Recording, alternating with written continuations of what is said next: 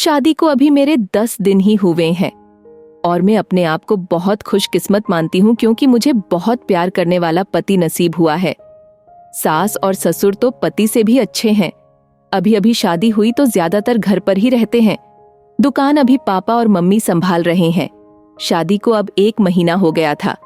इनका अभी भी दुकान पर जाना वैसा शुरू नहीं हुआ। कुछ देर के लिए जाते और फिर वापस आ जाते। सुबह पापा जी ही जल्दी उठकर दुकान खोलते और देर रात तक वहीं दुकान पर बैठते थे। मम्मी जी उनके लिए खाना ले जाया करती थी। यह दिन भर मेरे पीछे ही घूमते। मैंने इन्हें बोला कि अच्छा नहीं लगता, अब आप रेगुलर दुकान पर जाना शुरू करिए, वरना पापा मम्मी कहेंगे कि मैंने आपको कंट्रोल कर रखा है। उन्होंने बोला, ऐसा कुछ नहीं होगा, वो सब बातें तुम मत सोचो। एक दिन हमारे कमरे की नल की टंकी खराब हो गई तो हमारे बाथरूम में पानी नहीं आ रहा था, तो मुझे नहाने के लिए हाल के बाथरूम में जाना पड़ा। मेरे पति तब सो रहे थे। मैं बाथरूम में नहाने गई। कुछ ही सेकंड के बाद वो भी उठकर दरवाजे के बाहर आ गए और बाहर से ही मुझे आवाज देते हैं, रानी तुम अंदर हो? मैंने बोला, हाँ। अपने रूम में पानी नहीं आ रहा था, इसलिए मैं बाहर आकर नहा रही हूँ।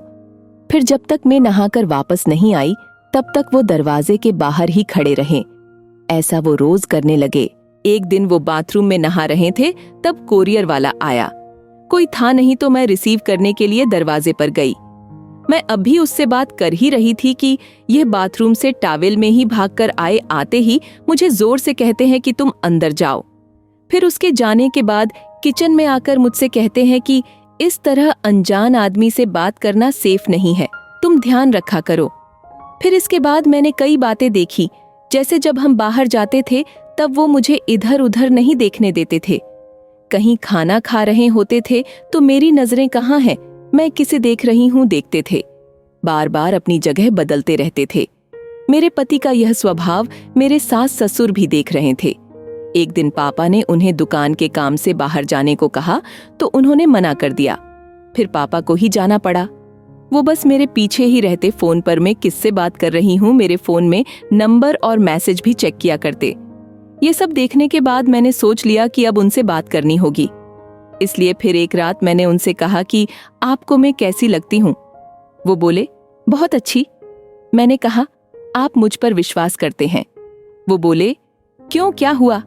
मैंने कहा कि आप जो यह सब कर रहे हैं ये ठीक नहीं लग रहा। मैं चाहती थी कि मुझे बहुत प्यार करने वाला पति मिले। आप बिल्कुल वैसे ही हो जैसा मैंने सोचा था, लेकिन आप बहुत ज्यादा पॉसेसिव हो। क्या आप मुझ पर शक करते हैं? क्या आपको लगता है मैं आपका भरोसा तोड़ूंगी? वो बोले, नहीं, ऐसा नहीं है। फिर मैंने कहा कि आपसे अच्छा पति मुझे नहीं मिल सकता, लेकिन आपको अपने पर थोड़ा नियंत्रण और मुझ पर विश्वास रखना होगा, वरना यह आगे चलकर हमारे लिए ही झगड़े और लड़ाई का कारण बनेगा। मुझे पता है शायद आपको मुश्किल लगेगा, लेकिन आप थोड़ा थोड़ा बदलिए, मैं आपके साथ हूँ। वो बोले, हाँ, मैं कोशिश करूंगा। अगली सुबह मैंने उनको उठाया और कहा कि दुकान आप जाएंगे और खाने के पहले नहीं आएंगे। मैं घर में ही हूँ, चाहे तो आप फोन कर लेना। वो जैसे तैसे मन मार कर गए, कभी रूठ कर तो कभी प्यार से धीरे धीरे उनकी आदत में सुधारने की कोशिश कर रही हूँ। एक पत्नी ही अगर पति को नहीं समझेगी तो कौन समझेगा? बहुत हद तक मैंने उनका स्वभाव बदल दिया है। बात को बढ़ाना नहीं, बात को किस तरह से सुलझाया जाए यह सोचना चाहिए। हम दोनों में एक बात तय हुई कि हम एक दूसरे के मन में क्या चल रहा है हमेशा एक दूसरे को बताते रहेंगे।